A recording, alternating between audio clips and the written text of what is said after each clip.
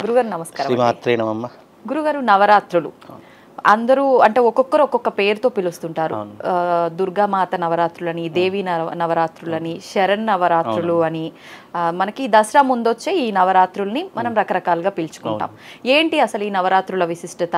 ఎందుకు ఈ నవరాత్రులకు, మనకు ఉన్న నవరాత్రుల కల్లా ఈ నవరాత్రులు ఎక్కువ ప్రత్యేకమైనవని చెప్తుంటారు. ఈ నవరాత్రుల్ని అసలు ఎందుకు నవరాత్రులు 9 రోజులుగానే జరుపుకుంటాము? ఇవన్నీ కూడా తెలియజేయండి. తప్పకుండా తెలియజేస్తాను. ముందుగా ప్రేక్షకులందరికీ శ్రీమాత్రే నమః, శ్రీ గురుభ్యో నమః.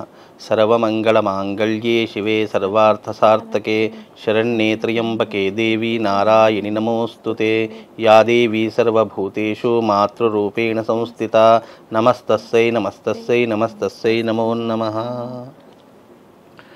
శారదా నవరాత్రులు అనేటటువంటివి చాలా ప్రత్యేకమైనటువంటివి. ఈ కాలాన్ని అంటే ఆశ్వీజ మాసం ఏదైతే వస్తుందో ఆ కాలాన్ని యమకాలము అని అంటారు. అంటే యమధర్మరాజు యొక్క కోరలు అనేటటువంటి బయటకు వచ్చేటటువంటి సమయమే ఈ ఆశ్వీజ మాసం. ఆశ్వీజ మాసం నుంచి మొదలుకుంటే గనక ఇదంతా కూడా రాత్రి తొందరగా అయ్యేటటువంటి వేళా సమయము ఈ యొక్క ఆశ్వీజ మాసం నుండి ప్రారంభమవుతుంది. అంటే ఈ యొక్క పగటి కాలం తక్కువ కాలం ఉండి రాత్రి కాలం అనేది తొందరగా అయ్యేటటువంటి కాలమే ఆశ్వీజ మాసం. అంటే సాయంకాలం మనం మామూలు రోజులలో చూసుకుంటే 6:45 పావుదక్క 7 గంటల వరకు మనకు సంధ్య వేళ అయ్యేది. కానీ ఈ ఆశ్వీజ మాసం నుండి 5:30 మొదలయ్యింది అంటే చీకటి పడడం ప్రారంభమవుతుంది. అంటే చీకటి ఎక్కువగా కమ్ముకునేటటువంటి రోజులే ఈ ఆశ్వీజ మాసాలు. అందులో ఆశ్వీజ మాసంలో ఉన్నటువంటి గొప్పతనం ఏంటి అంటే గనక మనకు 3 కాలాలు సమాంతరంలో ఉండేటటువంటి మాసము ఆశ్వీజ మాసం. ఎండలు సమపాలల్లో ఉంటాయి, వర్షాలు సమపాలల్లో కురుస్తాయి, చలి సమపాలల్లో వేస్తుంది. ఈ 3 కూడా ఒకే కాలంలో వచ్చేటటువంటి మాసం ఆశ్వీజ మాసము. అందులోనూ ఈ ఆశ్వీజ మాసం అమ్మవారి యొక్క నవరాత్రుల యొక్క గొప్పతనం ఏంటి అంటే గనక యమధర్మరాజు యొక్క కోరలు ఎప్పుడైతే బయటకు వస్తాయో ఆ సమయంలో యమధర్మరాజు నుంచి వచ్చేటటువంటి నెగిటివ్ ఇంపాక్ట్ ఏదైతే, యమధర్మరాజు దేనికి కారకుడు? ప్రాణాలను తీసేటటువంటి. కాబట్టి అలాంటి యమధర్మరాజు యొక్క కోరలు వికృత ఆకారంలో బయటకు వచ్చేటటువంటి సమయము. అలాగే ఈ వికృత ఆకారం బయటకు వచ్చేటటువంటి సమయాన్ని మనం భూమి మీద పడేటటువంటి సమయంలో ఈ భూమి మీద అనేక రకాల ప్రాణ నష్టాలు జరుగుతాయి, ప్రకృతి వైపరీత్యాలు జరుగుతాయి, ప్రకృతిలో అనేక రకాలైనటువంటి మార్పులు సంభవిస్తాయి. కాబట్టి ఈ ప్రకృతిలో జరిగేటటువంటి ప్రకృతికి ప్రతిరూపమే జగన్మాత ఆదిపరాశక్తి. స్త్రీ శక్తి ప్రకృతికి ప్రతిరూపం. కాబట్టి ఆ స్త్రీ శక్తిని పూజించడం అనేటటువంటిది ఒక పద్ధతి. అయితే ఇక్కడ పద్ధతులు, పురాణాలు అనేక రకాలుగా వర్ణించడం జరిగింది. అమ్మవారి యొక్క వైభవం, దేవీ నవరాత్రులు ఈ రకంగానే చేసుకోవాలనేటటువంటి సందర్భాలు ప్రాంతీయాన్ని బట్టి, ఆచారాన్ని బట్టి, సాంప్రదాయాన్ని బట్టి అన్ని రకరకాలుగా మార్పు చెందుకుంటూ వస్తాయి. కాబట్టి కొంతమంది శారదా నవరాత్రులు అంటారు, కొంతమంది భవానీ నవరాత్రులు అంటారు, కొంతమంది దేవీ నవరాత్రులు అంటారు. శరద్మాసంలో వచ్చే శరద్ ఋతువులో వచ్చేటటువంటిది కాబట్టి శరద్ నవరాత్రులు అంటూ ఉంటారు. ఇలా అనేక రకాలతో పేర్లు పిలుచుకుంటూ ఉంటారు. దేవీ భాగవతంలో చెప్పినటువంటిది గొప్పతనం ఏంటంటే యమధర్మరాజు నుంచి వచ్చేటటువంటి ఆ వికృతమైనటువంటి ఆ దంశోక్షరాలు ఏవైతే ఉంటాయి, దంశోక్షరాలు అంటే 2 కోరలు బయటకు వచ్చేటటువంటి సమయం. ఆ సమయంలో భూమి మీద ఎన్నో రకాలైనటువంటి జీవరాశులు, ప్రాణశక్తి అంతా కూడా క్షీణించేటటువంటి సమయం. కాబట్టి ఈ సమయంలో మనకు ఒక శక్తి కావాలి, ఒక శక్తి మన దగ్గర ఉంది అని అంటే గనక ఆ యమధర్మరాజు నుంచి వచ్చే నెగిటివ్ ఇంపాక్ట్ని మనము అధిగమించవచ్చు, దాని నుంచి తప్పించుకోవచ్చు అనేటటువంటి దానితో కూడా ఈ నవరాత్రి ఉత్సవాలను మనం విశేషంగా జరుపుకుంటాం. అలాగే మహిషాసురుణ్ణి మర్దించడానికి అవతరించినటువంటి తల్లే దుర్గాదేవి. కాబట్టి ఇక్కడ అమ్మవారి యొక్క ప్రతిరూపాలు ఏవైతే 9 రూపాలు ఉన్నాయో అమ్మవారి శక్తి ఒకటే, కానీ ఆ శక్తి నుంచి ఉద్భవించినటువంటి రూపాలు 9. ఇక్కడ 9 అవతారాలని కాదు, 9 రూపాలు అనేటటువంటివి ఆత్మశక్తి అంటారు దాన్ని. అయితే అమ్మవారి ఇప్పుడు రూపాలు 9 అయినా కూడా ఒక్కొక్క ప్రాంతాన్ని బట్టి ఒక్కొక్క రూపంగా ఆరాధిస్తుంటారు కదా గురుగారు. మరి మన ప్రాంతంలో ఏ రూపాల్లో ఆరాధిస్తుంటారు? ఇక్కడ దుర్గా సప్తశతి పారాయణంలో ఒక శ్లోకం వస్తుంది. ప్రథమం శైలపుత్రీశ్చ, ద్వితీయం బ్రహ్మచారిణి, తృతీయం చంద్రఘంటేతి, కూష్మాండేతి చతుర్థకం, పంచమం స్కందమాతేషు, షష్టౌ కాత్యాయని, సప్తమం కాలరాత్రిశ్చ, అష్టమం మహాగౌరి, నవమం సిద్ధిదాత్రి చ, దశమంతు మహాదేవి అనే 9 రూపాలతో వర్ణించడం జరిగింది అమ్మవారిని. ఇక్కడ శాస్త్రము ధర్మం ఏదైతే చెప్పిందో అదే మనం ఆచరించాలి తప్ప నేను అమ్మవారిని రకరకాలుగా పూజిస్తాను, నేను భక్తితో పూజిస్తాను, నా దగ్గర చాలా డబ్బు ఉంది, నేను డబ్బు ఎంతో ఘనంగా ఇక్కడ అమ్మవారి యొక్క వైభవం అనేటువంటిది ఘనంగా చేయడము లేదా ఆర్భాటంగా అంగులు ఏర్పాటు చేయడం కాదు. మన భక్తి ప్రపత్తులను అమ్మవారి చరణ పాదాల దగ్గర పెట్టడమే అమ్మవారి నవరాత్రి యొక్క వైభవం. అదే పెద్ద వైభవం, దానికి మించినటువంటి వైభవం మరొకటి లేదు. నువ్వు బంగారంతో అమ్మవారికి కిరీటం పెట్టినా లేదా అమ్మవారికి ఒక విస్తరాకులు తీసుకొచ్చి నైవేద్యం పెట్టినా నువ్వు భక్తితో పెట్టినటువంటిది తృణమో రుణమో పత్రమో ఫలమో ఏదో స్వీకరిస్తుంది తప్ప నువ్వు గర్వంతో నా దగ్గర డబ్బు ఉందని చెప్పేసి 10 మంది దగ్గర నేను చూయించుకోవడానికి నేను అమ్మవారికి అది చేస్తాను ఇది చేస్తాను అని చెప్పడం అనేటటువంటిది మూర్ఖత్వం. ఈ మధ్య కాలంలో అవే సంభవిస్తున్నాయి అన్నీ కూడా. నేను గ్రాండ్గా చేస్తాను, అమ్మవారికి అన్ని ఏది కావాలంటే అది చేద్దాము అనడం గొప్పతనం కాదు. నువ్వు మనస్ఫూర్తిగా తూచా తప్పకుండా మనస వాచ కర్మణ చేసే త్రికరణ శుద్ధితో చేసే ఏ పనికైనా అమ్మవారు నీకు రక్షగా ఉంటుంది. అందులోనూ మహిషాసురుని మర్దించడానికి అమ్మవారు దాల్చినటువంటి 9 శక్తులే ఈ 9 రూపాలుగా వర్ణించడం జరిగింది. అయితే ఈ రూపాలలో ఉన్నటువంటి ఆంతర్యం ఇప్పుడు మన దక్షిణ భారతదేశంలో ఉత్తర భారతదేశంలో ఒక్కొక్క రకాలుగా జరుపుకునేటటువంటి అవకాశాలు ఎక్కువగా ఉంటాయి. ఎందుకంటే ప్రాంతీయాన్ని బట్టి ఆచారాన్ని బట్టి వ్యవహారాదులు మారుతూ ఉంటాయి. చాలా మంది ఇక్కడ ఇంకోటి దేవీ భాగవతంలో 365 రోజులు అమ్మవారికి ఏ తిథిలో ఏ నక్షత్రంలో ఏ వారంలో ఏ నైవేద్యం పెట్టాలనేది దేవి భాగవతంలో చాలా చక్కగా వర్ణించడం జరిగింది. మనము విశేషంగా చైత్రమాసంలో వచ్చే వసంత నవరాత్రులను ఉపయోగించుకుంటాము. అలాగే ఈ శారదా నవరాత్రులు ఈ ఆశ్వయుజ మాసంలో వచ్చే నవరాత్రులను ఉపయోగించుకుంటాం. దీని వెనక ఉన్నటువంటి ఆంతర్యం ఒకటే, అంటే మానవాళికి అర్థమయ్యేటటువంటి భాషలో చెప్పాలి అంటే చెడు వైపు మంచి గెలిచింది, విజయం సాధించింది కాబట్టి ఇప్పుడు విజయదశమి జరుపుకుంటాము. మహిషాసుడు అనేటటువంటి వాడు లోకకంఠకుడు. అతడు ఎన్నో రకాలైనటువంటి ఘోరమైనటువంటి పనులు చేసి మానవాళిని అలాగే దేవతలందరినీ కూడా హింసించి పీడించుకొని తినేటటువంటి వాడు కాబట్టి అతన్ని సంహరించడానికి ఏదో ఒక శక్తి ఉద్భవించాలి. ఆ శక్తే అమ్మవారి శక్తిగా ఉద్భవించి మహిషాసురుడితో 9 రాత్రులు యుద్ధం చేసింది. ఎందుకంటే రాక్షసులు రాత్రిపూటే యుద్ధం చేస్తారు, పగటిపూట యుద్ధం చేయరు. నిజానికి ఈ యుద్ధం ఎప్పుడు జరిగింది అంటే గనక మనకు దేవతాయుగం అనేటటువంటిది ఉంటుంది. ఆ దేవతాయుగాన్ని సంధియుగము అని అంటాము. ఆ సంధియుగంలో జరిగినటువంటి యుద్ధమే ఈ యొక్క అమ్మవారి యొక్క నవరాత్రి ఉత్సవాలను జరుపుకుంటాము. అందులోనూ ఇది త్రేతాయుగము ద్వాపర యుగంలో కూడా అమ్మవారి యొక్క ఉత్సవాలు చాలా ఘనంగా జరిగేటటువంటివి. కాబట్టి మహిషాసురుడు అనేటటువంటి లోకకంటకుడు చనిపోయిన తర్వాత అందరూ ఆనందంగా విజయోత్సవం, అమ్మవారి విజయం సాధించింది కాబట్టి ఈ విజయాన్ని అందరూ పంచుకోవాలి, ఈ విజయాన్ని అందరూ కూడా సెలబ్రేషన్ చేయాలి అనే దానితో వచ్చినటువంటిదే ఈ యొక్క దసరా నవరాత్రి. అంటే విజయదశమి రోజు లోకకంటకుడు చనిపోయాడు కాబట్టి ఆ రోజున ఏది చేసినా కూడా అందులో విజయం చేకూరుతుందని చాలా మంది విజయదశమి రోజున అనేక రకములైనటువంటి పనులు చేస్తూ ఉంటారు. కాబట్టి అందుకే విజయదశమి చాలా విశేషమైనటువంటిదిగా భావన చేస్తాము. ఆ రోజు ఆయుధ పూజలు చేస్తూ ఉంటాము, ఆ రోజున మన వాహనాలకు పూజ చేస్తూ ఉంటాము. ఇక అనేక రకాలైనటువంటి పూజలు ఆ విజయదశమి రోజున చేస్తాం. వ్యాపార స్థలాలలో కూడా చాలా మంది పూజ చేస్తూ ఉంటారు. కాబట్టి ఈ విజయదశమి చాలా ప్రత్యేకమైనటువంటి నవరాత్రుల్లో అమ్మవారిని ఎంత భక్తితో పూజించాము అనేటటువంటిదే చూసుకోవాలి తప్ప ఎంత ఘనంగా పూజ చేశామో అనేటటువంటిది అమ్మవారికి అవసరం లేదు. ఎందుకంటే అమ్మవారు ఆదిపరాశక్తి, ఆమె తలుచుకుంటే కానిది లేనిది అంటూ ఏమీ లేదు. కానీ మనం మానవ మాత్రం మన స్తోమత వరకు ఎంతవరకు ఉందో అంతవరకు ప్రయత్నం చేయడం చాలా ఉత్తమమైనటువంటి పని. అంతేగాని పులిని చూసి నక్కవాతలు పెట్టుకున్నట్టుగా ఎవరో ఏదో చేశారని చెప్పేసి దాన్ని మనం ఆచరణలో తీసుకుని అలాగే మనం చేద్దామనుకోవడం మన మూర్ఖత్వం. కనుక అమ్మవారి యొక్క నవరాత్రులు నిష్టగా భక్తితో ఒక సంకల్పంతో ఆచరణ చేసుకోండి. అలా చేసుకుంటే ఆ తల్లి జగన్మాత 100% వాళ్ళని కరుణిస్తుంది, కటాక్షిస్తుంది.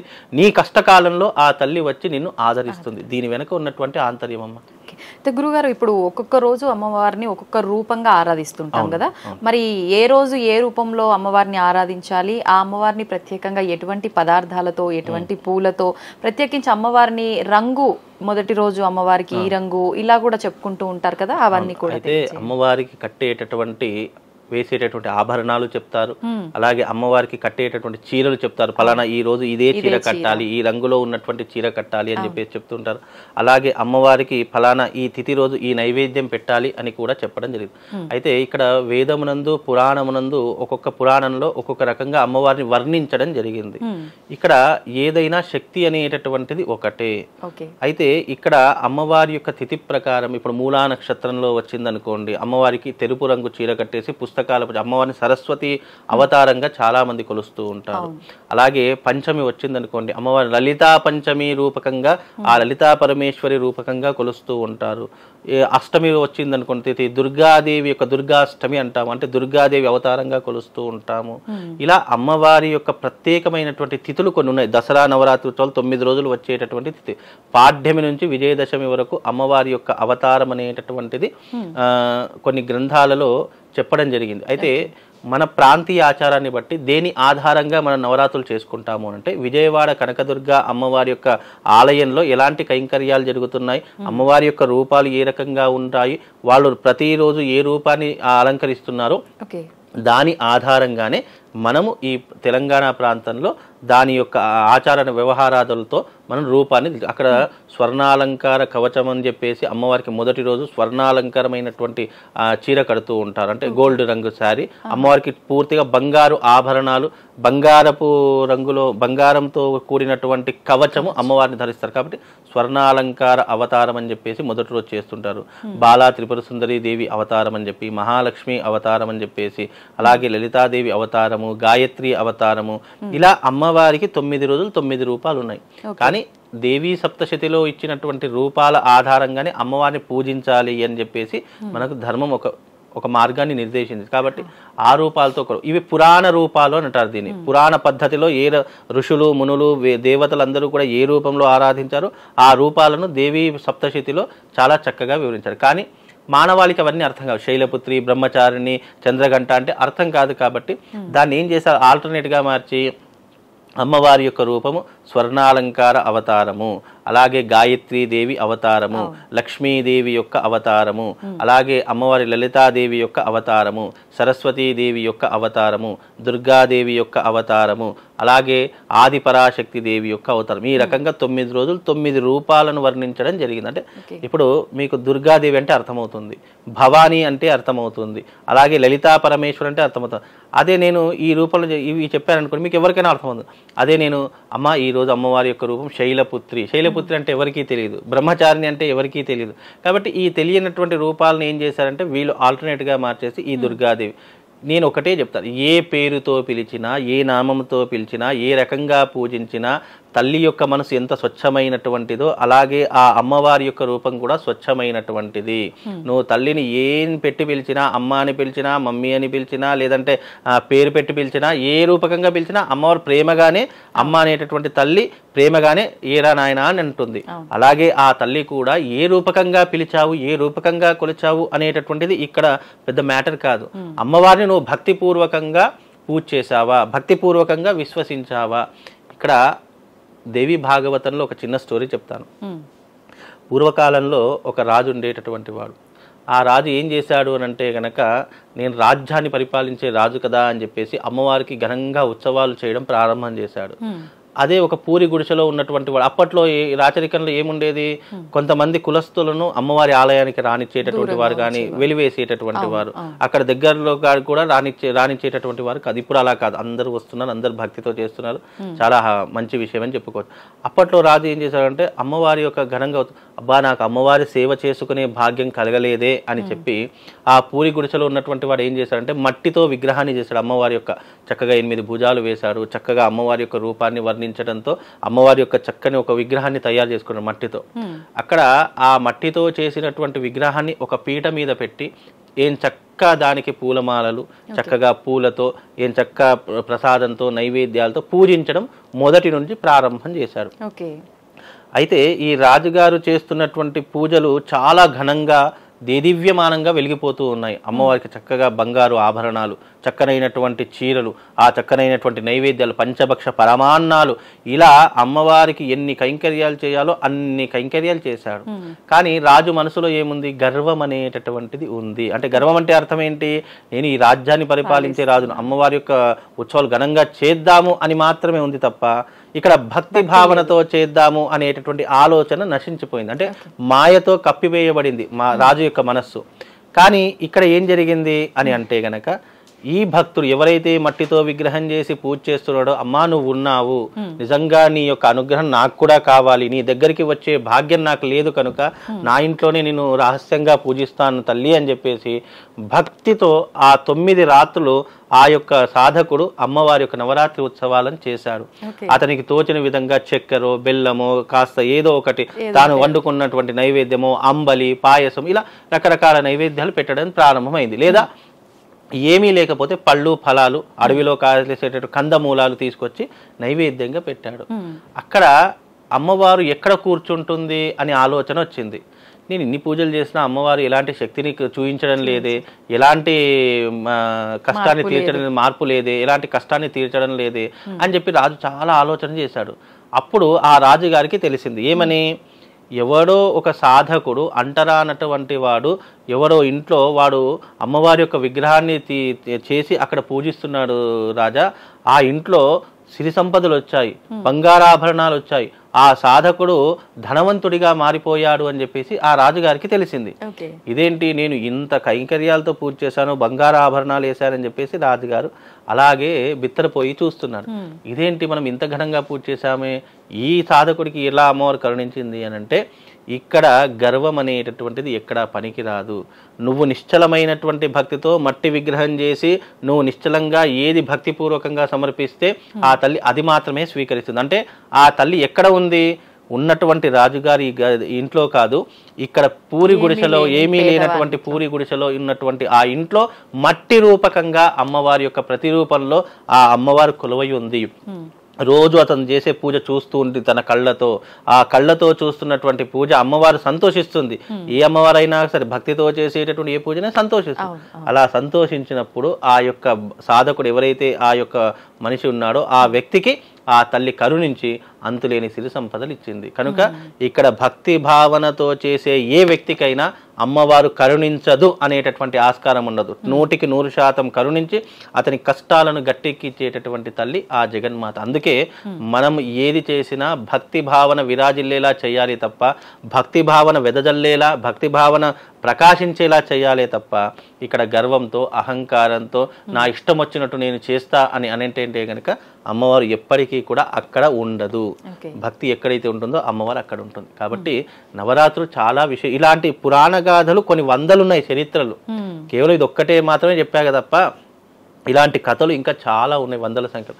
కాకపోతే ఇప్పుడున్నటువంటి ఈ నవరాత్రుల్లో మీరు అడిగినట్టుగా అమ్మవారి యొక్క రూపానికి తగినట్టుగా అమ్మవారికి మొదటి రోజు గోల్డ్ రంగు శారీ కడతాము, రెండవ రోజు గులాబీ రంగు చీర కడతాము, మూడవ రోజు ఎర్రటి రంగులో చీర కడతాము, నాలుగవ రోజు నీలి రంగు చీర కడతాము, ఐదవ రోజు వచ్చేసి లలితా పంచమి కాబట్టి అమ్మవారికి పసుపు రంగు చీర కడతాము, ఆరవ రోజు వచ్చేసి అమ్మవారికి మళ్ళీ ఎరుపు రంగు చీర కడతాము, ఏడవ రోజు వచ్చేసి అమ్మవారికి తెలుపు రంగు చీర కడతాము, సరస్వతీదేవి ఒక అవతారం కాబట్టి. ఇక 8వ రోజు దుర్గాదేవి అవతారం కాబట్టి అమ్మవారికి నానా రంగులు అంటే మిక్స్డ్ కలర్లో ఉన్నటువంటి చీర కడుతూ ఉంటాము. ఇక 9వ రోజు అమ్మవారికి విశేషంగా మళ్ళీ ఎర్రటి రంగే, అమ్మవారికి ఎరుపు రంగు అంటే చాలా ఇష్టం కాబట్టి విశేష కొన్ని తిథుల్లో అమ్మవారికి ఎరుపు రంగు చీర కట్టాలని చెప్పేసి శాస్త్రం. అంటే 9 రోజులు 3 రోజులు ఎరుపు రంగు చీరని అమ్మవారికి కట్టడం జరుగుతుంది. దాంట్లో ఆ ఎరుపు రంగులో కూడా లైట్ కలర్ ఉంటుంది, తర్వాత హెవీ కలర్ ఉంటుంది, ఇలా కొన్ని రంగులు ఆ ఎరుపే రంగు కాకపోతే దాంట్లో మారుతూ ఉంటాయి. కాబట్టి ఈ రకంగా 9 రోజులు 9 చీరలు కట్టడం జరుగుతుంది. ఇక అమ్మవారి ప్రసాదానికి వస్తే గనక మొదటి రోజు అమ్మవారి యొక్క స్థాపన ఉంటుంది, అఖండ దీపారాధన ఉంటుంది, అలాగే ఘటస్థాపన అని చెప్పి చేస్తూ ఉంటారు. ఈ నవధాన్యాలు ఏవైతే ఉన్నాయో అవి ఒక మట్టి అంటే గంగ మట్టి తీసుకొచ్చేసేసి ఆ మట్టిని అంతటినీ కూడా ఒక కంచు పాత్రలో మట్టి పాత్రలో నింపి దాంట్లో ధాన్యాలు పోస్తాం. ఇప్పుడు మనం పొలం నాట్లు వేసినప్పుడు విత్తనాలు ఎలాగైతే వేస్తామో దీనిని ఘటస్థాపన అంటూ ఉంటాము. ఈ ఘటస్థాపన ఏదైతే ఉంటుందో ఆ 9 రాత్రులు ఘటాలను పూజిస్తూ ఉంటాము. ఆ ఘటాలను పూజించి అఖండ దీపారాధన చేస్తాం. అంటే ఏ రోజైతే మనం పాడ్యమి రోజు వెలిగించినటువంటి దీపం ఉంటుందో అది 9 రాత్రులు అఖండంగా వెలిగేటటువంటి దీపము. ఆ ఎప్పుడైనా అమ్మవారు ప్రకృతి పరంగా ఉంటుంది కాబట్టి ఇక్కడ ఘటస్థాపన చేస్తూ ఉంటాం. ఇప్పుడు వాటిని ఏం చేయాలి? 9 రోజుల తర్వాత 9 రోజులు పూజ చేసి అమ్మవారి యొక్క నిమజ్జనం ఎలాగైతే చేస్తామో అవి కూడా నీళ్ళలో నిమజ్జనం చేయడం అనేటటువంటిది ఆచారం అని. ఏది చేసినా చివరికి అమ్మవారు చేరేటటువంటిది గంగ ఒడిలోకే చేరుతుంది. ఆ గంగ ఒడిని మనం చేసిన మనకు ఇప్పుడు ఎగ్జాంపుల్ గా మన ఇంట్లో ఏదైనా పటం పగిలిపోయింది, లేదంటే మనకి ఏదైనా పూజనీయమైనటువంటి వస్తువు మనకు అది చేజారిపోయింది, లేదా అది మనం వినియోగించకుండా అయిపోయింది, భిన్నం అయిపోయింది అని అంటే అది మొట్టమొదటిగా ఏదో దేవాలయంలో రావి చెట్టు కింద పెట్టేయడము లేదా గోదావరిలో నిమజ్జనం చేయడము ఇలాంటివి మాత్రమే. అంటే ఏదైనా పనికిరానటువంటి వస్తువు, ఇప్పుడు ఈ శరీరం మనం శక్తితో ఉన్నాము, మనం చక్కగా ఉన్నాం, నడుస్తున్నాం, శరీరంలో జీవం ఉంది, జీవం వెళ్ళిపోయిన తర్వాత దీన్ని ఏం చేస్తాము? మట్టిలో కలిపేస్తాము. అలాగే ఏ వస్తువు అయినా సరే అది పనికి రాదు అని అనుకున్నప్పుడు అది జలంలో కలవడం కానీ లేదా అగ్నిలో కలవడం కానీ ఈ రెండే ప్రామాణికాలు ఉన్నాయి. కనుక ఈ యొక్క 2 ప్రామాల్లో మనకు ఇవన్నీ కూడా మళ్ళీ మనం దాన్ని ఎక్కువ రోజులు ఉంచుకోలేము, దాన్ని ఎక్కువ రోజులు పోషించలేము, ఘటాలను కానీ దీపాన్ని కానీ ఎక్కువ రోజులు చూసుకోలేము. కాబట్టి మనం ఏం చేస్తాము? 9 రోజుల తర్వాత అమ్మవారి యొక్క నిమజ్జనము చేసేటప్పుడే ఈ ఘటాలన్నీ కూడా నిమజ్జనం చేసేసి అక్కడ పెట్టేసి వస్తూ ఉంటాం అన్నమాట. అయితే గురుగారు చాలా మంది 9 రోజులు కూడా ఒక దీక్ష తీసుకొని ఎరుపు రంగు వస్త్రం కట్టుకొని చేస్తూ ఉంటారు కదా, అది ఎలా చేయాలి ఏంటి? చాలా మంచి ప్రశ్న. ఇది చాలా రోజుల నుంచి అనేక సందర్భాల్లో చెప్దాం అనుకున్నాను, కానీ ఎక్కడ ఆస్కారం దొరకలేదు. ఈరోజు చెప్తాను. భవానీ మాల అనేటటువంటి దుర్గాదేవి నవరాత్రుల్లో వేసేటటువంటి మాల అత్యంత పవిత్రమైనదిగా భావన చేసుకోవాలి.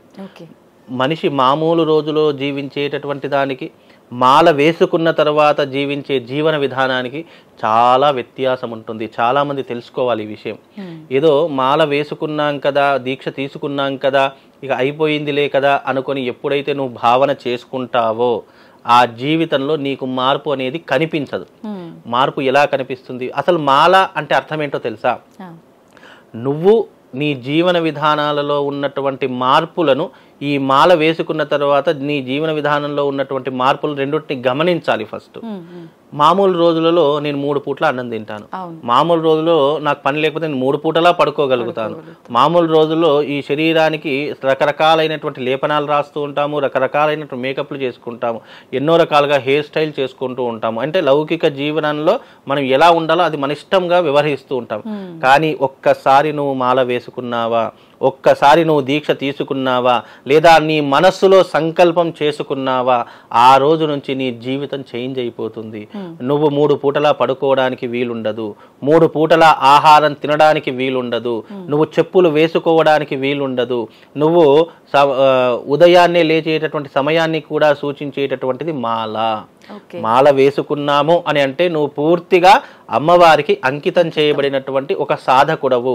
పూర్తిగా 100% నియమాలు. మాల వేసుకున్నాము అని అంటే నిజానికి మాల వేసుకోవడం అనేటటువంటిది ఏంటి అంటే గనక అది ప్రత్యక్షంగా చూయించేటటువంటి, పరోక్షంగా ఉన్నటువంటిది ఏంటంటే మనసా వాచా కర్మణ. నువ్వు మనస్సులో త్రికరణ శుద్ధిగా నేను అమ్మవారి దగ్గర నిష్టగా ఉంటాను అంటే దానికి మించినటువంటి మాల ఇంకోటి లేదు. అదే పెద్ద మాల. కాకపోతే ఏంటంటే మాల వేసుకోవడం అనేటటువంటిది మనకు ఒక గుర్తుగా ప్రతి క్షణం మనకు గుర్తు చేస్తూ ఉంటుంది. అలా గుర్తు చేస్తున్నట్టు మాల వేసుకున్న సాధకులు ఎవరైతే స్వాములు ఉంటారో వాళ్ళు తప్పకుండా పద్ధతులు పాటించాలి. వాళ్ళకు ఉన్నటువంటి పద్ధతులు ఏంటి? ఉదయాన్నే అంటే తెల్లవారుజామున 5 గంటల వరకు నిద్ర నుంచి మేలుకొని చక్కగా నువ్వు స్నానం చేసుకొని కాలకృత్యాలన్నీ తీర్చుకొని స్నానం చేసి అమ్మవారి యొక్క జపమాల ఏదైతే ఉంటుందో ఆ జపమాల తీసుకొని అమ్మవారి యొక్క నామ సంకీర్తన నువ్వు చేయవలసిందే. నువ్వు అలా చేయకుండా మాల వేసుకుని కదా నా ఇష్టం వచ్చినప్పుడు లేస్తాను, నా ఇష్టం వచ్చినప్పుడు నేను పూజ చేస్తాను. ఈ మధ్యకాలంలో చాలా మంది 6:30-7 గంటల వరకు పడుకుంటున్నారు, 8-9 గంటల వరకు నేను పూజ చేసుకున్నాను స్వామి అని అంటున్నారు. నువ్వు మాల వేసుకున్న కఠిన నియమాలు పాటిస్తేనే మాల వేసుకోవాలి. ఇప్పుడు అయ్యప్ప స్వాములు మాల వేసుకుంటారు, ఎంత కఠినమైనటువంటి దీక్ష చేస్తూ ఉంటారు, ఒంటి పూట భోజనం చేస్తుంటారు, చెప్పులు లేకుండా నడుస్తూ ఉంటారు, ఎన్నో రకాల కష్టాలు పడుతూ ఉంటారు. వాళ్ళు కనీసం నెత్తికి నూనె పెట్టరు, కనీసం దుయ్యనైనా దుయ్యరు, కనీసం అద్దం కూడా చూసుకోరు. ఇలా కఠినమైనటువంటి నియమాలతో కూడుకున్నటువంటిదే మాల అని అర్థం చేసుకోవాలి. ఒక సంవత్సరం వేసుకున్నారు అంటే ప్రతిసారి వేసుకోవాలా గురుగారు? అది మన ఇష్టం పైన ఆధారపడి ఉంటుంది. అది సంకల్పం అనేటటువంటిది మన ఇష్టం మీదనే ఆధారపడి ఉంటుంది.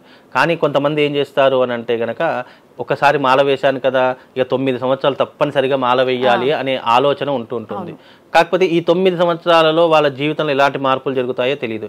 వాళ్ళ ఇంట్లో ఏదైనా ఇబ్బందే జరగవచ్చు, లేదా ఇంట్లో ఏదైనా పనికి రాకపోవచ్చు. అలాగని చెప్పేసి వెయ్యకపోతే ఏదో చెడు జరిగిపోతుందని భయపడాల్సిన అవసరం కూడా లేదు. మన మనస్సు, మన సంకల్పం, మనం ఎంతవరకు నియమంగా ఉంటాము అనేటటువంటిది ఆలోచన చేసుకుని మాల వేసుకోవాలి తప్ప నా ఫ్రెండ్ వేశాడు కదా నేను వేయొచ్చు కదా, తప్పేముంది, నాకు సోపతిగా ఉంటాడు లేదా నాకు ఆసరాగా ఉంటాడని చెప్పేసి ఎప్పుడు కూడా అలా మాల. నువ్వు మనసా వాచా కర్మణ త్రికరణ శుద్ధితో అమ్మవారి మీద పూర్తి విశ్వాసంతో నేను కఠినమైనటువంటి నియమాలు ఆచరణ చేస్తాను అని అంటేనే మాల వేసుకోండి.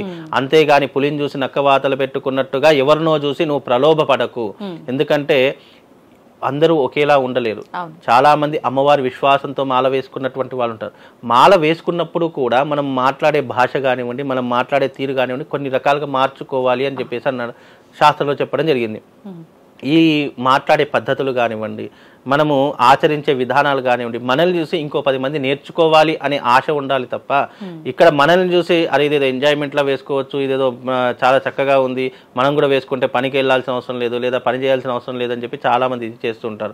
లేదా ఈ మాల వేసుకొని మనల్ని ఎవరు ఏమనరు కదా అని చెప్పేసి కూడా కొంతమంది వేసుకుంటూ ఉంటారు. కనుక మాల అనే దానికి అర్థం ఏంటంటే కఠినమైనటువంటి నియమాలు పద్ధతులు నువ్వు పాటిస్తానంటేనే మాల వేసుకోవాలి తప్ప అనవసరంగా మాల వేసుకొని ఆ మాలలో ఉంటూ నువ్వు ఏదైనా చేయకూడనటువంటి తప్పులు చేశావంటే మాల వేసుకున్న తర్వాత ఎంత కఠినమైనటువంటి నియమాలు పాటిస్తావో ఆ తల్లి అంతే నీ జీవితంలో మంచిని ఇస్తుంది. నువ్వు మాల వేసుకొని నువ్వు చెడుగా ఉంటాను, నా ఇష్టం వచ్చినట్టుగా ఉంటాను అంటే అదే రకమైనటువంటి శిక్షను కూడా వేస్తుంది. ఒక తల్లి ఒక బిడ్డ తప్పు చేసినప్పుడు కోపగించుకుంటుంది. అదే బిడ్డ ప్రయోజకుడు అయ్యాడంటే చాలా చక్కగా నా కొడుకు ప్రయోజకుడు అని 10 మందితో చెప్పుకుంటుంది, ఆనందపడుతుంది. అలాగే తల్లి విషయంలో మాల విషయంలో కూడా అదే రకంగా ఉంటుంది. నువ్వు మాల వేసుకుని ఏదైనా తప్పు చేసావు, నువ్వు మాల వేసుకున్నావంటే నువ్వు పూర్తిగా అమ్మవారి యొక్క కొడుకుతో సమానము, అమ్మవారి యొక్క పుత్రుడితో సమానము. ఆ మాలలో ఉండి నువ్వు తప్పు చేసావంటే 100% అమ్మవారు నిన్ను శిక్షిస్తుంది. నువ్వు మాలలో ఉండి 10 మందికి సహాయం చేశావు, 10 మంది నువ్వు నిన్ను చూసి ఇంకో 10 మంది మాల వేసుకోవాలని ఆలోచన వచ్చిందంటే అమ్మవారు నిన్ను ఆఫ్టర్ ఈ మాల తీసేసిన తర్వాత విజయదశమి నుంచి నీ దశ తిరిగిపోయి నీ జీవితంలో విజయాలు అనేటటువంటివి ఉంటాయి తప్ప అపజయం అనేటటువంటి లేకుండా ఆ తల్లి ఎప్పుడు నీ పక్కనే ఉండి నేను రక్షిస్తూ ఉంటుంది. అంత విశేషమైనటువంటిది మాల. కనుక మాల వేసుకునేటటువంటి వారు 1కి 10 సార్లు ఆలోచన చేసి మాల వేసుకునే ప్రయత్నం చేయండి. మాలలో ఉన్నప్పుడు ఆ తల్లిని పూర్తిగా నమ్మండి. ఏదైనా నమ్మకం, మన సనాతన ధర్మం నమ్మకం మీదనే ఆధారపడింది, అంతకు మించి ఇంకేం లేదు. గురువుల సమక్షంలోనే వేయాలి గురువు. 100% గురువు ఆడవాళ్ళు కూడా వేసుకుంటారు, చాలా మంది వేసుకుంటారు, భవానీ మాత దీక్ష తీసుకుంటారు. ఇక్కడ మాల తీసుకోవడానికి, నియమాలు పాటించడానికి, పద్ధతులు పాటించడానికి స్త్రీ పురుష తారతమ్య భేదాలు లేవు. అసలు నిజానికి భగవంతుడు అనేటటువంటి వాడు ప్రకృతిని స్త్రీ అన్నది, వికృతిని పురుషుడు అన్నదే తప్ప భగవంతుడికి కూడా స్త్రీ పురుష తారతమ్యాలు ఏమీ కూడా ఉండవు. కాబట్టి స్త్రీలు కూడా మాల వేసుకోవచ్చు. మాల వేసుకున్నప్పుడు పద్ధతిగా ఉండి సాంసారికమైనటువంటి జీవితానికి దూరంగా ఉండి ఉపవాస దీక్షను పాటించి కఠినమైనటువంటి నియమాలను పాటిస్తే ఎవరైనా వేసుకోవచ్చు. ఎవరైనా మాల ఎందుకు వేసుకుంటారు? పుణ్యం రావాలి, నేను చేసిన పాపాలు తొలగిపోవాలి, లేదా నాకు భగవంతుని యొక్క సంపూర్ణమైనటువంటి అనుగ్రహం కావాలి అని వేసుకోవడమే మాల వెనుక ఉన్నటువంటి ఆంతర్యం తప్ప మాల వేసుకుంటే ఏదో అద్భుతాలు జరిగిపోతాయని కాదు. మాల వేసుకున్నందుకు ఆ తల్లి అమ్మవారి యొక్క సంపూర్ణమైనటువంటి అనుగ్రహాన్ని పొందారు. ఇక్కడ అనుగ్రహము అంటే భక్తుడు అనేటటువంటి వాడు ఎలా ఉండాలి? అసలు నిజమైనటువంటి భక్తుడు ఎవరు? ఎవరికైనా తెలుసా? అసలు నిజమైనటువంటి భక్తుడు అంటే అర్థం ఏంటి అంటే మనస్సులో ఏ కోరిక లేనటువంటి వాడు, భగవంతుడు అంటే కేవలం నమ్మకము విశ్వాసం కలిగినటువంటి వాడు, కోరిక అసలు జీవితంలో కోరికలు లేనటువంటి వాడు ఎవరైతే ఉన్నాడో వాడు అమ్మవారి నిజమైనటువంటి భక్తుడు అని చెప్తారు శాస్త్రంలో. ఎందుకు అంటే నువ్వు మానవునిగా జన్మ ఎత్తినందుకు నువ్వు భగవత్ ఆరాధన చేసుకోవడం, భగవంతుని యొక్క కైంకర్యాలు చేయడం మానవుడిగా నీ ధర్మం. ధర్మం ఆచరించు అంతే తప్ప నువ్వు కోరికలతో నేను ధర్మం ఆచరిస్తాను, నాకు ఇది చేస్తే ఇది ఇస్తేనే నేను నీకు ఇది చేస్తాను అనడం అనేటటువంటిది అది కరెక్ట్ కాదు. అది భక్తి అని అనిపించుకోదు. నువ్వు భక్తిగా ఉండడం మాత్రమే మానవుడిలో నీ ధర్మం అంతే. భక్తిగా ఉన్నప్పుడు రేపటి నీకు ఏ కష్టం వస్తుందో, నువ్వు ఏ కష్టంతో బాధపడుతున్నావో ఆ కష్టాన్ని తొలగించేటటువంటి బాధ్యత ఎవరు తీసుకుంటారు? ఆ జగన్మాత తీసుకుంటుంది. కాబట్టి ఇది చాలామంది ఆలోచించాలి. నా బిడ్డకు పెళ్లి కావాలి, నా బిడ్డకు పెళ్ళి అయితే నీకు ఫలానా అమ్మ తల్లి నీకు ఇది సమర్పిస్తాను అని చెప్పడం అనేటటువంటిది కరెక్ట్గా. నువ్వు సమర్పించినా సమర్పించకపోయినా ఆ తల్లి నీ బిడ్డకు పెళ్లి చేస్తుంది. అది నమ్మినా నమ్మకపోయినా అది వాస్తవం. కాకపోతే ఇది ఇస్తేనే ఇది చేస్తా అని మాత్రం భగవంతుడి దగ్గర బేరాలాడకండి. భగవంతుడి దగ్గర అనవసరంగా మనము మాటలు చెప్పి అనవసరంగా అది చెయ్యకపోతే, అది తీర్చకపోతే, మన జీవితంలో ఏదైనా జరిగింది అనుకోని సంఘటన, అయ్యో ఇది చేయకపోవడం వల్లనే ఇలా జరిగింది అని చెప్పి అనుమానపడి అనవసరంగా భగవంతుని మీద ఉన్నటువంటి ఆకాస్త నమ్మకాన్ని కూడా మీరు పాడు చేయకండి. మూఢనమ్మకాలు అనవసరంగా భగవంతుని పేరుతో అనవసరంగా ఈ రకంగా చేస్తున్నాను ఎందుకు వస్తున్నాయి లేనిపోనివి చెప్పడము. భగవంతుడు అంటే విశ్వాసం నమ్మకమే తప్ప ఇంకోటి ఏం లేదమ్మా. ఈ నవరాత్రులు కూడా అవే. నవరాత్రుల్లో అమ్మవారిని భక్తితో వేడుకో, భక్తితో పూజించు, భక్తితో అమ్మవారిని ఆశ్రయించే తప్ప నువ్వు అది చేస్తాను, ఇది చేస్తాను, ఇది ఇస్తే ఇది ఇస్తాను అని ఇలాంటి మాటలు చెప్పకండి. నీ భక్తి భావన, నువ్వు చేసే పూజా విధానం 10 మందికి ఉపయోగపడేలా, 10 మంది ఆచరించేలా, అక్కడ 10 మంది అక్కడ అయ్యో ఈ అమ్మవారిని ఇక్కడ పూజించడం వల్ల నాకు మంచి జరుగుతుంది అని అనుకునేలా నువ్వు 10 మంది దగ్గర సర్క్యులేట్ చేయి తప్ప వేరే విషయాన్ని ఇక్కడ ప్రొలాంగ్ చేయకూడదు. అంటే అమ్మవారి యొక్క వైభవాన్నే చెప్పాలి తప్ప అనవసరమైనటువంటి విషయాలు, లేనిపోని మాటలు చెప్పడం అనేటటువంటిది కరెక్ట్ కాదు. ఈ జనరేషన్లో ఎలా అయిపోతుంది అంటే పేరు అమ్మవారిది ఊరు మనదన్నట్టుగా మారిపోతూ ఉంటుంది. కనుక రోజు అమ్మవారికి చేయవలసిన వివిధ రకాలైనటువంటి పూజలు ఉంటాయి, అవి తెలుసుకో. నేను ఒకటే చెప్తా, ఏ పండగ అయినా సరే పండగ అంటే ఏంటి, దాని వెనక ఉన్నటువంటి చరిత్ర ఏంటి, ఇవి తెలుసుకుంటే మనకు అన్నీ తెలిసిపోతాయమ్మా. గురుగారు, మరి ఇన్ని విషయాలు మాట్లాడుకున్నాం అమ్మవారి గురించి. కానీ మనం ఎన్ని చేసినా భక్తితో ఏం చేసినా అమ్మవారికి నైవేద్యం అనేది ఖచ్చితంగా నివేదన చేయాలి. మరి ఈ నవరాత్రుల్లో అమ్మవారికి ఒక్కొక్క రోజు ఒక్కొక్క నైవేద్యంగా నివేదన చేయాల్సి ఉంటుందా? లేదు అని అంటే అమ్మవారికి ప్రీతికరమైన ఒక నైవేద్యం నివేదన చేస్తే సరిపోతుందంటారా? చాలా మంచి ప్రశ్న అమ్మా. ఇక్కడ సనాతన ధర్మంలో వేదం నందు శాస్త్రం నందు అమ్మవారికి ఈ 9 రోజులు మాత్రం విశేషమైనటువంటి నైవేద్యాలు చెప్పడం జరిగింది. అంటే పాడ్యమి మొదలుకొని విజయదశమి వరకు అమ్మవారికి ఒక్కొక్క రోజు ఒక్కొక్క నైవేద్యం పెట్టాలి అని శాస్త్రం. అక్కడ అమ్మవారి దగ్గర సమర్పించేటటువంటి నైవేద్యాలు కూడా అనేక రకాలుగా అంటే పెట్టేటటువంటి విషయంలో కొన్ని ఇబ్బందులు జరుగుతూ ఉన్నాయి. అవి ఏంటి ఇబ్బందులు అంటే, మనం అమ్మవారికి సమర్పించేటటువంటి నైవేద్యాలు ఏవైతే ఉన్నాయో అవి మనం మడితో చేయవలసినటువంటి నైవేద్యాలు. ఎందుకంటే అమ్మవారికి ఆచారము, పద్ధతి, నియమము చాలా ప్రధానము. అమ్మ అనుగ్రహిస్తే మనకు తల్లిలా కనిపిస్తుంది, అదే ఆగ్రహిస్తే ఆది పరాశక్తిలా కనిపిస్తూ ఉంటుంది. కనుక అమ్మవారి యొక్క ప్రేమను మనం పొందాలి, అదే రకమైనటువంటి ప్రేమను మనం అందించాలి. మనము ఎగ్జాంపుల్గా మన ఇంట్లో మనం భోజనం చేస్తున్నాము, లేదా ఎవరికైనా వడ్డిస్తున్నాము, మనం కాళ్ళకు చెప్పులు వేసుకుని ఎవరికైనా వడ్డిస్తామా? వడ్డించం. అలాగే ఈ మధ్య కాలంలో చాలా మంది చెప్పులు వేసుకొని నైవేద్యాలు తీసుకొని వెళ్ళడము. అదే రకంగా మనం ఇంట్లో చేసేటటువంటి అమ్మవారికి పెట్టే పదార్థాలు కూడా శుచిగా శుభ్రతగా ఉండాలి. మనం ఇంట్లో అవి ముట్టుకుండి ఇవి ముట్టుకొని అనవసరంగా మనం లేనిపోని ఇబ్బందులు కొని తెచ్చుకుంటున్నాము. అయ్యో ఎందుకు నాకు ఇట్లా అవుతుంది అంటే ఇదిగో ఇలాంటి చిన్న చిన్న లోపాల వల్లనే ఇలాంటి ఇబ్బందులు జరుగుతాయి. అమ్మవారికి పెట్టేటటువంటి నైవేద్యం మడిగా శుచిగా శుభ్రతగా పెట్టాలి తప్ప మనం ఇష్టం వచ్చినట్టుగా అమ్మవారికి నైవేద్యం చేయడానికి శాస్త్రం అంగీకరించదు. శాస్త్రం ఏదైతే చెప్పిందో అదే ప్రామాణికంగా తీసుకోవాలి.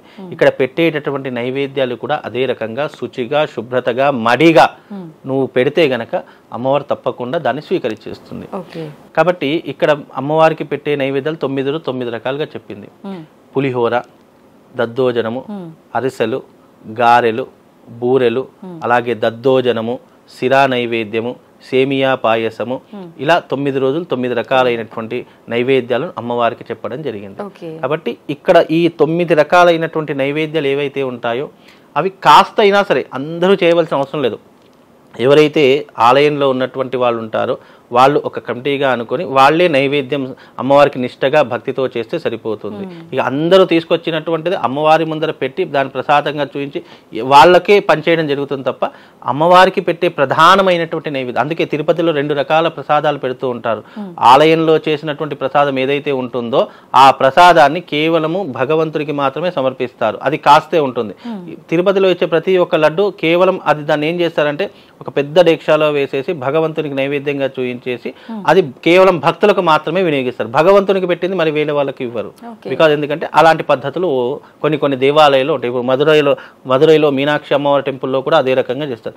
భగవంతునికి సమర్పించే ఏ నైవేద్యమైనా మడితో చేయాలి, ఆ శ్రద్ధతో చేయాలి, భక్తితో చేయాలి. అందులో చేసేటటువంటి నైవేద్యంలో కూడా మనం పూర్తి అమ్మవారి విశ్వాసంతో తల్లి నేను నీ మీద ప్రేమతో ఈరోజు నీకు ఈ రకమైనటువంటి నైవేద్యాన్ని సమర్పిస్తున్నాను, నన్ను నా కుటుంబాన్ని చల్లగా చూడు అని మనస్ఫూర్తిగా చేయాలి తప్ప మనము ఎట్టికి పడితే అలా చేస్తే అమ్మవారి నైవేద్యం కూడా స్వీకరించదు. కాబట్టి మనసా వాచా కర్మణ త్రికరణ శుద్ధిగా అమ్మవారికి నైవేద్యం అనేటటువంటిది పెట్టే ప్రయత్నం చేయండి. అలాగే ఇప్పుడు నేను ఏవైతే నైవేద్యాలు చెప్పానో అవి శాస్త్ర ప్రకారంగా చెప్పినటువంటి నైవేద్యాలు. అంతేగాని అయ్యో గురుగారు ఇదే పెట్టారు, నా ఇంట్లో ఈ వస్తువు లేదే అని చెప్పి బాధపడకండి. ఎందుకంటే నైవేద్యాలు అనేటటువంటి కాలానుగుణంగా చాలా మార్పు వచ్చాయమ్మా. ఇప్పుడంటే ఈ నైవేద్యాలు, ఈ చీరలు ఇవన్నీ కూడా చెప్తున్నాము తప్ప గతంలో ఇవన్నీ ఎక్కడున్నాయి? ఎక్కడ లేవు. ఇప్పుడు ఎప్పుడైతే మీడియా వచ్చిందో, ఎప్పుడైతే మనం ఈ సోషల్ మీడియాలో మనం ఇవన్నీ చెప్పడం ప్రారంభం, అప్పటి నుంచి ఒక్కొక్కటి చూసి ఇవన్నీ కూడా నేర్చుకుంటున్నాను. గతంలో ఇవన్నీ ఏం లేవు. శాస్త్రం బ్రాహ్మడు ఏది చెప్తే అదే చేసేవాడు. అక్కడ ఆచరించేటటువంటి ఆచారి ఏదైతే చెప్పాడో అదే అందరూ ఆచరించేటటువంటి వాళ్ళు. ఇప్పుడు బ్రాహ్మణానాం అనేకత్వం అన్నట్టు ఒక్కొక్కరు ఒక్కొక్క రకంగా చెప్తున్నారు. అయ్యో ఈ గురువుగారు ఇలా చెప్పారు, మరి ఆ గురువుగారు ఏంటి అలా చెప్పారని చెప్పేసి సందిగ్ధంలో పడిపోయి ఏది చేయాలో అర్థం కాక ఏది చేయకుండా పోతారు. నేను ఒకటే చెప్తాను, నువ్వు భక్తిగా ఏది చేసినా అమ్మవారికి సమర్పించేటటువంటి విధానంలో పద్ధతులు పాటించి నియమాన్ని పాటించి ప్రసాదాన్ని పెట్టే తప్ప నేను ఇవాళ ఇదే చేయాలి అనేటటువంటి సంకల్పం కూడా ఏం అవసరం లేదు. ఈ రోజున నాకు ఆకలేస్తుంది, నేను అన్నం తినాలని ఏం లేదు. నా కడుపులో కాలే కడుపుకి మండే కట్టెల్లాగా ఏదైనా ఆహారం చేస్తే అది ఆటోమేటిక్గా కడుపు నిండిపోతుంది. కాబట్టి అదే రకంగా మీరు ఏది చేసినా భక్తిపూర్వకంగానే చేయండి. అయ్యో గురుగారు ఇవాళ ఇదే చెప్పారు కదా ఇదే చేయాలని పెట్టుకోకండి. అలాంటి రూల్స్ రెగ్యులేషన్స్ ఏం పెట్టుకోకండి. కాబట్టి మనం ఏది చేసినా భక్తిపూర్వకంగా అమ్మవారికి నివేదన చేసేటట్టుంటే ఏదైనా అమ్మవారు ఇలా చేతి పెట్టి ఇలా తీసుకుంటుంది. విజయవాడ కనకదుర్గ అమ్మవారి యొక్క ఆలయంలో పూర్వకాలంలో ఒక సంఘటన జరిగింది. చిన్న పిల్లవాడు అమ్మవారికి పులిహోర నైవేద్యం పెడితే అమ్మవారు వచ్చేసి ఆకలి అవుతుందని తినేసింది. మళ్ళీ తన తండ్రి వచ్చి అడిగితే ఆ ప్రసాదం ఏమైందిరా అని అంటే అమ్మవారు తినేసింది. అంటే నువ్వు తినేసి అమ్మవారి పేరు మీద వేస్తున్నావా అని చెప్పేసి అంటే అప్పుడు అమ్మవారు బయటకు చేయి తీసుకొచ్చి నాయన నాకు ప్రసాద్ చేయగ అది ఒక సినిమాలో కూడా పెట్టారు. అది నిజంగా జరిగినటువంటి సంఘటన. విజయవాడ కనకదుర్గలో నిజంగా జరిగినటువంటి సంఘటనే ఇది జరిగింది. అది సినిమాలో పెట్టారు. అలా అంటే అమ్మవారు మనం భక్తితో నిజంగా ఆ చిన్న పిల్లవాడికి ఏం తెలుసు, ఏమి తెలియదు, నిష్కల్మషమైనటువంటి మనస్సు. అదే నిజంగానే అమ్మవారు వచ్చి తింటుందేమో అదే ఆలోచనతో ఉన్నాడు కాబట్టే అమ్మవారు వచ్చి నిజంగా తిన్నది. అంటే అలా నిష్కల్మషమైనటువంటి అంటే మనం యద్భావం తద్భవతి. మనం నమ్మినటువంటి రూపంగా అమ్మవారిని మనం కొలిస్తే ఆ తల్లి తప్పకుండా నిజంగా తిన్నా కూడా పెద్ద ఆశ్చర్యపోవాల్సిన అవసరం లేదు. కాబట్టి ఇలాంటివి జరుగుతూ ఉంటాయి. అంటే మనం కంటితో చూసినా కూడా కొన్ని నమ్మలేనటువంటి సంఘటనలు కూడా జరుగుతూ ఉంటాయి.